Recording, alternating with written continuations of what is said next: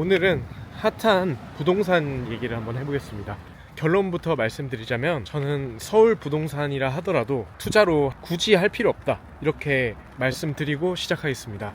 가계대출 6억 미만 이런 식으로 법령이 통과가 됐죠. 대출이 막혔는데 그것 때문에 제가 그런 건 아니고, 어찌됐건 이제 시간이 가면은 지금 돈을 많이 풀고 있기 때문에 부동산 가격은 오를 가능성이 높다고 생각합니다. 하지만 제가 늘상 말하는 그 양극화의 관점에서, 세계화의 관점에서 저희는 투자를 하기가 정말 쉬워졌습니다. 시간과 공간을 이제 뛰어넘는 그런 투자처가 아주 많아졌는데, 그 속에는 이제 정보의 비대칭성이 많이 줄어들었죠. 그런 점에서 굳이 부동산을 투자할 필요가 있는가, 이렇게 말씀을 드립니다.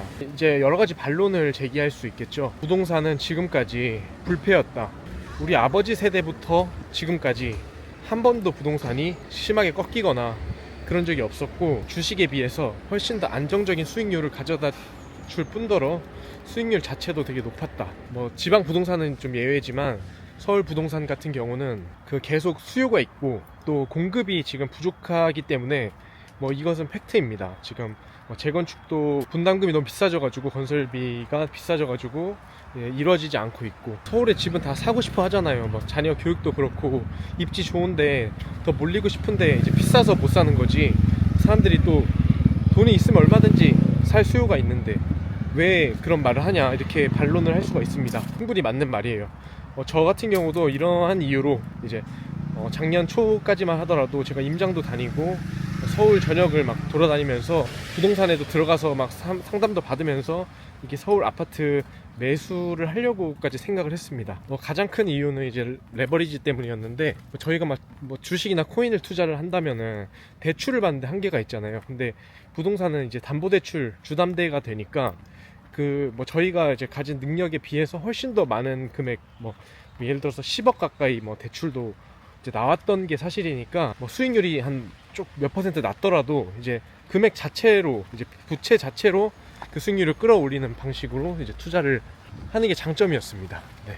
그래서 저도 이렇게 하려고 했는데, 그런 걸 감안하더라도 굳이 할 필요가 없다고 생각합니다. 이제부터 그 이유를 말씀드리겠습니다. 일단은 지금 과거와 다른 상황들을 몇 가지 나열해 보겠습니다. 저희 나라 경제 성장률입니다. 인구가 계속 줄고 있고, 그래서 젊은 청년들이 점점 없어지고 있죠. 저희 아버지 세대부터 부동산이 지금까지 불패 신화를 쓰면서 계속 지속적으로 우상향한 건 사실입니다. 하지만 저희 나라 경제 성장률이 옛날만큼 이제 가파르게 성장하지 않는 것도 사실입니다. 저희 아버지 세대 얘기 들어보면 알겠지만 엄청 못 살았어요. 그리고 되게 고생하면서 이제 나라를 많이 일으켰죠. 아버지 세대가 이제 성인이 됐을 때만 하더라도 저희 삼성전자 매출을 비교해보면 2000년도인가 이제 제가 찾아보니까 30몇 조밖에 이제 매출이 안 됐더라고요. 지금은 300몇 조를 버는 상황이죠. 지금 죽쓰고 있는 삼성전자조차 10배의 매출을 띄었습니다. 그러면서 이제 주가도 견인하고 이게 GDP에 엄청난 영향을 미쳤을 수밖에 없습니다. 삼성전자 같은 경우 이제 엄청나게 많은 하청들을 두고 있고, 삼성전자가 망하면 우리나라 좀 휘청거린다, 이런 말이 있잖아요. 그만큼 이제 큰 기업 하나가 벌어들이는 돈이 어마어마하죠. 그게 어떻게 보면 부동산에도 다 녹아갔을 수밖에 없습니다. 현대자동차, 기아자동차 같은 경우도 마찬가지죠. 지금 현대기아가 요즘 잘 나가고 있습니다. 주식도 많이 올랐지만 매출이나 영업이익 면에서 어마어마한 성장을 이루고 있습니다. 과거에는 조단위 영업이익 이런 거 거의 없었는데 지금 몇 조씩 돈을 쓸어 담고 있죠. LG 에너지 솔루션 이런 회사는 크게 뜬 지도 오래되지 않았습니다. LG화학에서 몇 년 전만 하더라도 전기차가 그렇게 부상하지도 않았고 많이 판매를 이루지도 않았습니다. 이런 기업들이 부동산 오르는 과정 속에서 엄청나게 많은 돈을 우리 국고로 끌어들인 거는 사실입니다. 근데 이런 기업 측면에서 볼 때 좀 미래가 좋지는 않습니다. 왜냐하면 제가 항상 말하는 게 양극화인데, 전 세계적으로 양극화가 되고 있고, 이제 화폐도 스테이블 코인이니 비트코인이니 해가지고 통합이 되려고 하고 있습니다. 마치 우리가 1984라는 책에서 고전에서 이제 나오는 세계관은 이제 국경이 없어지고 기업이 전 세계를 이제 장악해가지고 모든 걸 감시하는 그런 체제가 나오잖아요. 그런 미래에 어떻게 보면 가까이 가고 있는 걸 수도 있습니다. 결론은 그렇게 디스토피아가 될지 더 윤택한 환경이 이제 시민들에게 주어질지 알 수 없지만은 확실한 거는 더 기술이 높은 회사에게 자본이 쏠리고 이류 회사들에게 더 힘든 고난이 기다리고 있다는 것이죠. 기업이 무너지면 기업이 지탱하는 그 나라도 결국은 이제 안 좋아질 수밖에 없는 겁니다. 커피 사왔습니다. 그 기업에 대해서 얘기를 했는데 앞으로도 우리나라가 GDP를 막 미친듯이 끌어올리면서 진짜 우리 부동산의 가치 자체를 이렇게 올릴 수 있을까 의문을 가져봅니다. 기업들이 매출을 막 10배씩 이렇게 내면서 몇 년 안에 그렇게 될 수 있을까. 이 양극화가 극심한 세상에서 모든 자산들이 이제 뭐 AI로 쏠리고 비트코인으로 쏠리고 있는 이 시점에서 최고만 살아남는 이 독점의 시장에서 그 외국의 유명한 기업가 피터 틸도 얘기했죠. 그 제로투원이라고. 오로지 독점이 가능한 회사만 차려라 뭐 이런 식으로 사업을 장려하기도 했었는데, 그런 관점으로 봤을 때 우리나라가 어마어마한 초격차를 만들어낼 수 있을 것인가, 그로 인한 부동산의 진정한 전 세계적인 자산을 비교를 했을 때 가치 상승을 견인할 그런 원동력이 있을까 했을 때 아닌 것 같습니다. 저는 아닌 것 같아요. 그리고 또 감정적으로 이런 말도 있습니다. 그 모두들 달려들 때, 모두들 관심이 있을 때 그 자리를 피해라는 말이 있죠. 주식 같은 경우도 삼성전자 9만 전자 이렇게 찍었을 때 그때가 가장 팔 시기였잖아요. 근데 모두가 이제 맹신하고 있었죠.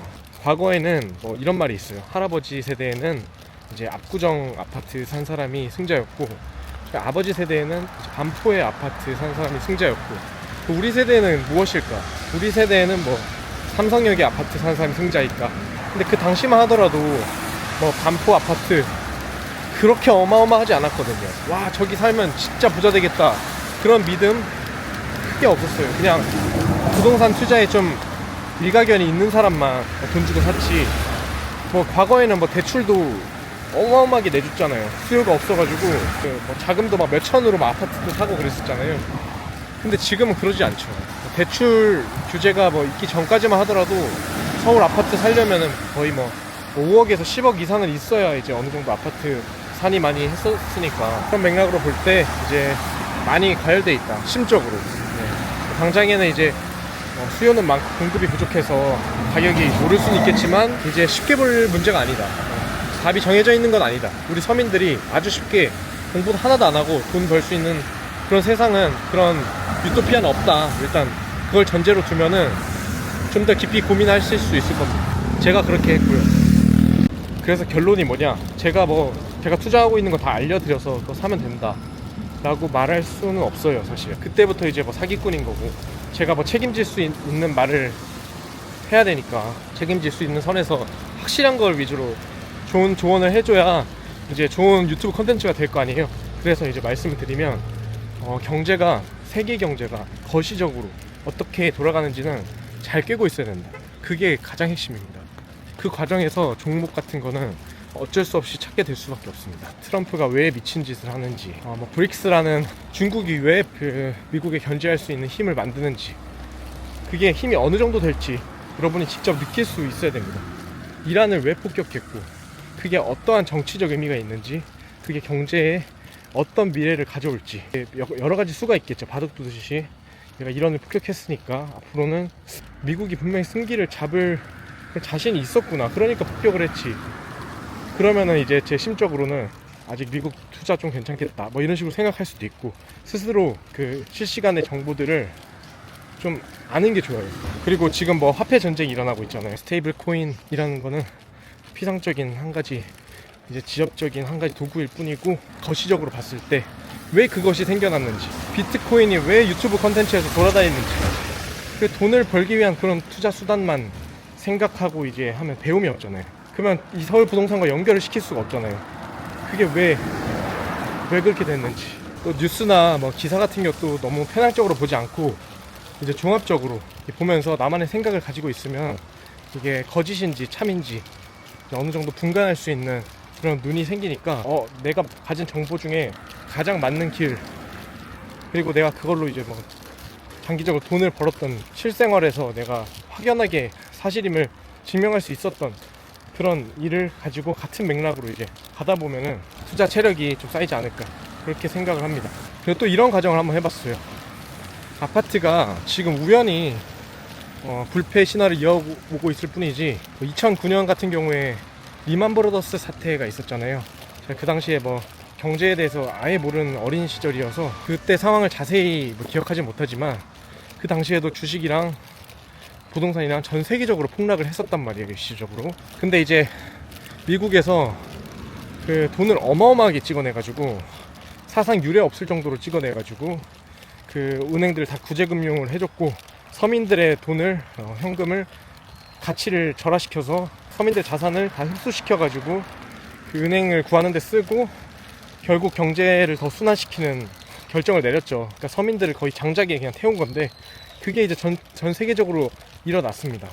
그랬기 때문에 이제 저희 나라 부동산도 그때 이후로 이제 다시 회복을 하고 계속 승기를 잡을 수 있었던 건데, 만약에 그때 정말 진실되게 미국이 서민들의 돈을 뺏지 않고 디플레이션을 감수하고 경제 정책을 내놨었으면 저희 나라 부동산 계속 오를 수 있었을까요?